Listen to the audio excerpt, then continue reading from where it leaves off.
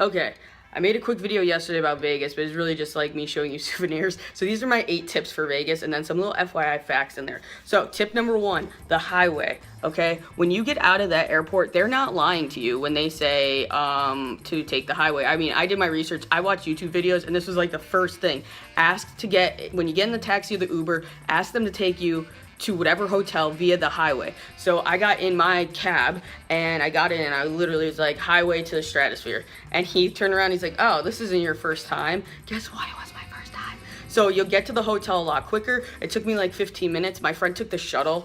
That cost like 20 bucks for, actually cost 20 bucks for a round trip from the first day to the last day to get to the hotel and then back to the airport. But she told me it took an hour and there was like no air conditioner, and honestly, like, I'm very impatient, so I paid about 30 bucks, 30 with tip like 35 to get to the hotel. That is kind of a lot of money for a taxi. At the same point, like, it's whatever. I mean, I just felt more comfortable knowing that he didn't think it was my first time. Could have been though, unless that's the opposite, and when you say that, then they know it's your first time. I don't really know, but it worked out for me.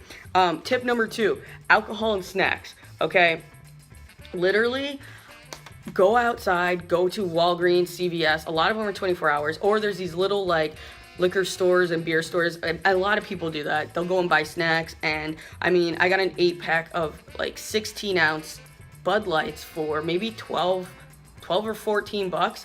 Meanwhile, one is $8 in the hotel. So go into those local stores, get Gatorade, get chips, soda, whatever the fuck you want, and live off of that, like, in between snacks. Completely, there's just like no other way around it. And to save money. And when you're in the hotel, you don't gotta feel like you have to like drink in your room. You can take your drinks anywhere, as long as they're not glass. Just have a screw top or whatever it is. The buses don't even let you take like plastic containers with tops on them. My friend couldn't even bring her coffee on the bus, so I suggest getting something with a screw top, even if you fill up a water bottle with vodka, whatever it is. So yeah, definitely alcohol and snacks. Go to the store and buy them. Don't buy them in the casino or the hotel unless it's convenient, like if you're at a table, and at that, you know, you get free drinks for gambling. So as long as it fits the moment, by all means, like, drink in your hotel or the casino. But for during the day and just fucking around, just go to the store and buy drinks that way. Tip number 3, the bus pass and walking around. So you could take an Uber or you could take a taxi around to the strip, but they have buses, and you pay for 24 hours. It's $8. So you can go up and down the strip for 24 hours with this bus pass. Okay, 100% worth it. We only bought it for one day because I'm very impatient. I was like, I don't have fucking time to wait, because you will wait at that bus stop for 10 to 15 minutes. There's just no way around it. I mean, the bus is going to all the stops up and down the strip, but it's a good thing to have, because if you're not in a rush and you're not trying to make a show or whatever, you can just idle. You could drink while you're idling, get on the bus and drink while you're on the bus, and it's $8 for 24 hours, and it's completely worth the money to get on the goddamn bus. And it's on the strip, so it's not like a sketchy ass bus. At that, the walking, okay, it's hot in Vegas. It's just hot in Vegas, duh. But the walking, it can be a pain in the ass. And by that, I don't mean it's walking like you're getting somewhere. Like when you walk in New York City, it's a grid system, okay? When you walk, you're walking to get to a point. When you're in Vegas, you cannot walk to cross the street easily. You literally have to go into a hotel, go up escalators, into wherever that hotel connects to a bridge, get to the bridge, cross the bridge. Now you're crossing traffic, because you're not allowed to walk across the street. You get over the bridge, then you might have to go down an escalator, up an escalator, and then literally that's how you get to the other side. And when I tell you that it takes a solid 10 minutes from you standing there being like, I want to cross to the other side, from that moment to the time you say, wow, I'm on the other side, it is a solid 10 minutes. And honestly, I don't know how chicks with heels do it, because you are already sweating because it's fucking hot. But then in heels, like, it is just offensive. Not that I wear heels, but I was fucking tired with sneakers. Like, it just is what it is. So yeah, just be aware of that. I would bring comfortable shoes, and if you're a chick with heels, I'm sure you got tricks and tips for that. Good luck. Okay, tip number 4, local shit, okay? The locals, they know their shit. If you get the right locals, not the hustlers, not the people at the casino, go outside, try to find a restaurant. I found this food truck, okay, right outside, like right before the strip. bomb tacos, okay? And I love street meat. That was pretty much that. I was hungry and I was like, oh my god, street meat. I wonder how it's like compared to New York. Taco, bomb. $3 taco. Plus she told me I'm allowed to drink on the strip except for a glass container and pointed me in the right direction where the fuck I was going. It's like this. No one pays attention to that. Like, I'm trying to make a video. God, I don't really miss. Like, do you hear that? Do you fucking hear that? My dick is so small, I have to get a ginormous engine. That's what I have to do. Anyways, go out, find a local restaurant, get the meat, street meat. That's what I say for New York too. Like, try the dirty water dogs, get the gyro, street meat, clutch, key, and they can give you good tips. Tip number 5, day gamble. Okay, I'm not a big gambler. I don't gamble. I really wanted to get on a table.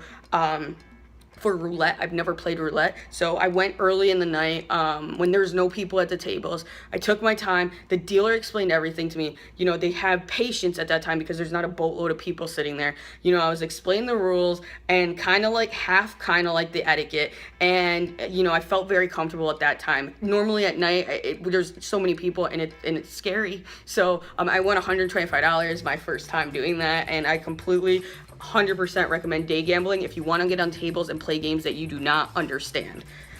Tip number 6, kids fucking suck. Okay, I said this in my last video, but kids fucking suck. Vegas is not for kids. Vegas is not for kids. I cannot emphasize this enough. Now, when I tell you there are kids everywhere, it's like they're there, but since Vegas is not for them, they're not really like the stars of the day. Like, you don't have to like wait to get on a ride because of a child.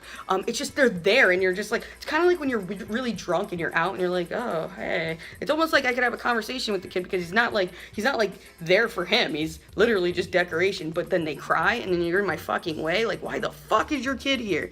Like, it just doesn't make sense. Disneyland, Disney World, that's for fucking kids. Vegas is not. Like I said in my last video, if you can afford to be in Vegas, you can afford to get a goddamn babysitter. Leave your fucking kids at home. This is not the place for them. Not to mention, there's smoking everywhere. And it's just bad for them, but I'll get to that. But yes, Vegas, no for kids, yes for couples, yes for 21-year-olds. Vegas has a very good mix of party, and also couple things. And I'll totally go back with somebody I'm dating if they're not being a fucking cunt. But it's definitely a good place for couples and for singles. Tip number 7, don't be afraid. Take advantage of your time in Vegas and be a tourist. I don't think I have to tell you that, but completely worth seeing. This is my picture of the Bellagio. Yep. I saw the Bellagio, the fountains, I saw them in the daytime, and then I went and I saw them in the nighttime. Both epically awesome. I highly recommend it. I mean, you also want to go see, like, the Paris Hotel, Caesar's Palace. There's a whole, like, the Vegas sign. There's just so much to do. In-N-Out Burger, which I didn't get to do, which I really want to do. But yeah, go be a tourist. Get out there. Force yourself with your hangover to just go explore, because there's so much shit to do in Vegas, and you're not going to get it done in a weekend. Tip number 8, and this is probably one of my... well, it's the last and most important tip, and that is late checkout. If you can do it and your hotel offers it, get the late checkout. It would cost me $30 extra to have the room from, instead of 11 in the morning to 3 in the afternoon. I was able to take my sweet ass time, waking up, got to go to the pool, eat breakfast, shower, then come back to the room, pack all that shit, and then I didn't have to leave till 3 o'clock in the afternoon from the hotel. At that, they also took my bag so I could stay in the hotel. I didn't have a flight till late at night, so it was very much relaxing and to get a late checkout, and I highly recommend doing that. Now, my other tips are just kind of like FYIs. You're allowed to smoke in Vegas, cigarettes everywhere. Holy shit. My hotel was really, really bad. The Stratosphere Hotel was really, really bad with cigarettes. Normally, cigarettes don't bother me. In fact, I smoke when I drink. I brought a pack of cigarettes. I had 1 cigarette my entire trip. Maybe I had 2, but it was offensive in the Stratosphere. Way too much goddamn smoke. There's like separate areas where you can't smoke, but no, it's just like I did not want to spend the time in my hotel. But other hotels, while you can smoke, it's not as bad. They actually have something called, like, how was the ventilation of your stay? It sucked. Most hotels don't suck, but just keep it known that, like, if you are sensitive, your eyes, or to smoke in general, just check out your hotel. Try to research it, because some places are just shitty with their ventilation. I already said the kids, leave your kids at home. Kids are in the goddamn way. You will also spend a lot of time in traffic and a lot of time traveling. If you have a show to go to at 8, just fucking start moving and get on a bus or get on a Uber or taxi. Start moving like early enough where you'll have at least an hour before you're supposed to do whatever you're supposed to do. You will have something to take up your time, I guarantee you, but you do not want to be sitting in traffic or waiting for the bus. And it doesn't happen like that. It just doesn't. I've spent a lot of time traveling when I was in Vegas.